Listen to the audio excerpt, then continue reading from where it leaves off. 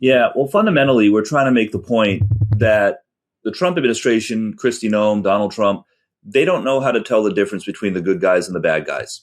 That was the point. By all means, if there are people here who are violent criminals, traffickers, that kind of thing, get them out.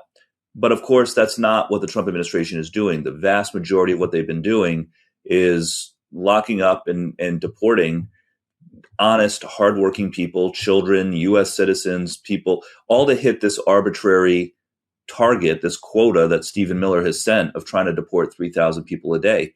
And I think the way that we change public opinion on this issue is by humanizing it and by telling stories of real people who've been impacted. So that was the goal yesterday. And, as my team and I were talking about it, there's a lot of different angles you could take. We thought about sharing a bunch of stories of ways that children have been impacted, for example, by Kristi Noem and the Trump administration. But we decided to focus on veterans and military families because, again, I think it's an important way that we just humanize what's going on. So yesterday, during my 5 minutes that I had to question the secretary, we brought in three people, all either veterans or actually all veterans. The first was a man named Sejun Park, who is a Army veteran, combat veteran, was shot twice for our country in Panama in 1989. Like many military veterans, he struggled afterwards with some PTSD and substance abuse. He had some minor offenses on his record, but has been clean and sober for over a decade. She just deported him to Korea, a country that he hasn't lived in since he was 9 years old. Jim, who you'll hear from in a second, combat veteran, real American patriot.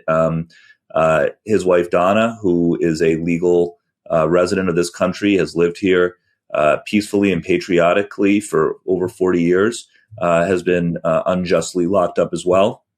And then finally, Alejandro Barranco, a U.S. Marine veteran. His father, Narcisco, is a landscaper who was on camera very violently assaulted by ICE, detained, facing deportation. He's the father of 3 U.S. Marines, including Alejandro.